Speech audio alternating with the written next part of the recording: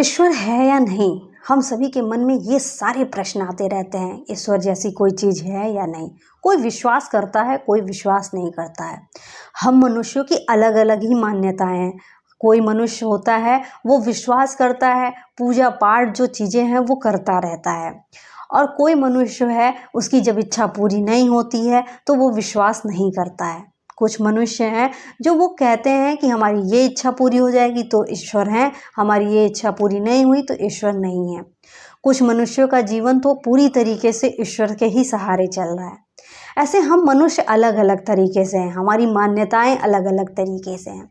इसलिए हम यहाँ पे ये कहना चाहेंगे कि ईश्वर है या नहीं है, इसको मानना है नहीं मानना है, विश्वास करना है नहीं करना है, ये सारी तरीके से आप पर ही निर्भर है। ये आपका और ईश्वर का ही बीच का मामला है। अब बात ये करते हैं कि हम विश्वास करें तो कैसे करें। बात तो सही है, हमारे पास तो आँख है, अगर हमें ईश्वर दिख नहीं रहे हैं तो हम विश्वास कैसे करें। हमारे पास कान है, अगर हमें कुछ सुनाई नहीं दे रहा है ईश्वर की चीज़ें की तो हम विश्वास कैसे करें। बस इन्हीं हम इंद्रियों से ही अपना विश्वास बनाते हैं और अपनी मान्यताएं करते हैं। और क्यों ना हो, हम मनुष्य हैं तो मनुष्य तो यही ही करेगा। यहाँ हम आपको ये चीज़ बताना चाहते हैं कि सबसे पहले हम जानते हैं कि ईश्वर से विमुखता जब हम कर लेते हैं तो उसका हमारा नुकसान क्या होता है। ईश्वर को मानना है नहीं मानना है ये पूरी तरीके से आप पर निर्भर करता है, लेकिन विमुखता आप मत करिएगा, ये हमारा विनम्र निवेदन है। विमुखता से आप अपना बहुत नुकसान कर लेंगे। आप देखिए, जो ईश्वर से विमुख होता है उसके हाव भाव, बात करने का तरीका, बातों में शब्दों का प्रयोग, शब्द कैसे प्रयोग कर रहे हैं, बात कैसे बोल रहे हैं, शब्द कैसे बोल रहे हैं, वो सारी चीज़ें आप नोटिस करिएगा। अपना नोटिस कीजिएगा, दूसरे का नोटिस नहीं करना है। अगर आप दूसरे का नोटिस करेंगे ना तो उसमें दोष दृष्टि आ जाएगी।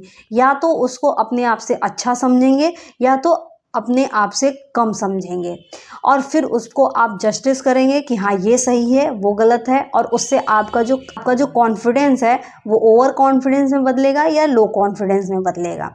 आप ये एक यही मात्र गलती नहीं करेंगे, और भी बहुत सारी गलतियां करते जाएंगे। इसलिए आप किसी दूसरे में मत नोटिस कीजिएगा, आप खुद में नोटिस कीजिएगा। आप देखिएगा ईश्वर से विमुख होने पर आप कैसा व्यवहार कर रहे हैं। आपको लोग बिल्कुल पसंद नहीं आ रहे होंगे अपने आसपास के। आपको अपने सिवा कोई ज्ञानी नहीं लग रहा होगा। आपको लग रहा होगा सिर्फ हम ही सही हैं, हम ही सही कर रहे हैं। आपको ये भी लग रहा होगा कि हमारे शब्द व्यवहार हर चीज़ सही है, लेकिन वो गलत कैसे कर रहे हैं ये हम नहीं समझ पाते हैं। हम अपने बचावों को अपना बचाव देते हैं और दूसरे के व्यवहार को हम गलत ठहराने लगते हैं। ये सारी चीज़ें हम करते हैं विमुखता में। और विमुखता में सबसे बड़ी गलती हम क्या करते हैं, हम ईश्वर को ही इतना ज़्यादा गलत बोलने लगते हैं, हम उन्हें ही चैलेंज करने पे लगते हैं। ये हम मनुष्य की हरकत है।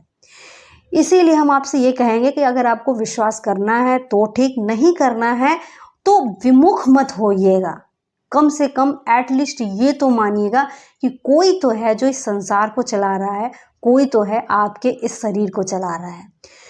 कुछ नहीं कर सकते हैं तो आप ये चीज़ देखिएगा कि आपको जो शरीर मिला है आपके माता पिता के माध्यम से मिला है, आपके शरीर में जो आत्मा है, जो ऊर्जा है, जो एनर्जी है, जो कुछ भी है जिसको आप समझ रहे हैं कि उससे हमारी शरीर चल रहा है, वो कहाँ से आया है। ये सारी चीज़ें आप जब नोटिस करेंगे ना तो आपको ये रहेगा कि आप ईश्वर से विमुख नहीं होंगे।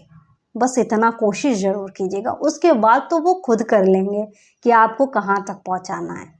हमने ऐसे भी बहुत सारे लोगों को देखा है जो कि ईश्वर के प्रति ऐसी मान्यता रखते हैं कि ईश्वर को यही सब चीज़ चाहिए, पूजा पाठ और बाकी चीज़ें चाहिए, लेकिन ऐसा है नहीं। ये अभी मान्यता आपकी दूसरी दिशा में जा रही है। ईश्वर है या नहीं है ये विश्वास आप कर लेंगे, बस आप विमुख मत होइएगा, इतना कोशिश कीजिएगा। हमारी जो मान्यता है वो ये है कि ईश्वर तो है, वो हमें बहुत सहायता दे रहे हैं, बहुत मदद कर रहे हैं, लेकिन वो तो दिखते नहीं हैं। ईश्वर हमारे हृदय से ही हमें दिख सकते हैं, अनुभव में हो सकते हैं। उसके लिए हमें उतना काबिल होना पड़ेगा। आप एक चीज़ को समझिए, वो कोई भी जो घड़ा है वो मिट्टी से बनता है। मिट्टी को कितनी चीज़ें करके उस घड़े को बनाया जाता है, फिर उसमें पानी रखा जाता है और फिर वो पीने योग्य होता है। ये एक प्रक्रिया है। इसी तरीके से ईश्वर को अनुभव करने की भी एक प्रक्रिया है। प्रक्रिया आपकी बहुत सरल है, लेकिन आप उस पर चल नहीं पाते हैं, इसलिए वो कठिन हो जाता है। इसलिए आप उस प्रक्रिया पे अगर अपने आप को चलाएंगे, तभी आप ईश्वर को अनुभव कर पाएंगे। कौरव और पांडव जिस सभा में थे और द्रौपदी जी के साथ जो भी कुछ हुआ, उसके बाद बहुत सारे लोगों का विश्वास था कि ये ईश्वर की ही कृपा है, लेकिन दुर्योधन उस विश्वास को नहीं अपना पाया था। यहाँ हम आपको ये समझाना चाहते हैं कि हमारी जो मति होती है, हमारी जो बुद्धि चित्त होती है, वही ही अगर उस हिसाब से है तभी हम विश्वास कर पाएंगे, और नहीं तो नहीं कर पाएंगे। दुर्योधन के अंदर बहुत ज़्यादा भौतिक चीज़ों की इच्छाएं थीं। उसको साम्राज्य चाहिए था, बाकी चीज़ों की कामना बहुत ज़्यादा थी, इसलिए वो उनका अनुभव नहीं कर पाया था।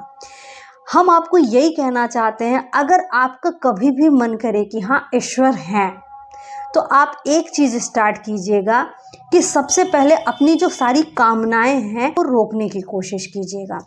हमने यहाँ कामनाओं को रोकने के लिए कहा है, कर्तव्यों को रोकने के लिए नहीं कहा है। अगर आप कामनाएं रोक देंगे और कर्तव्य करते जाएंगे, तभी आपको अनुभव हो पाएगा। अगर आपने कामनाएं रोका, कर्तव्य भी रोक दिया, आप अनुभव नहीं कर पाएंगे और फिर आपको फ्रस्ट्रेशन फील होगा। अगर आपने कामनाओं को नहीं रोका तो भी आप फ्रस्ट्रेट फील करेंगे। इसीलिए इस चीज़ को ध्यान दीजिए। अगर जब भी आपका कभी भी मन करे कि हाँ ईश्वर का हमें अनुभव करना है, हमें ये चीज़ महसूस करना है कि वो वाकई में है, आप अपने अंदर समता ले आइएगा और अपने कर्तव्यों को जरूर करते जाइएगा। आप ईश्वर का अनुभव कर पाएंगे।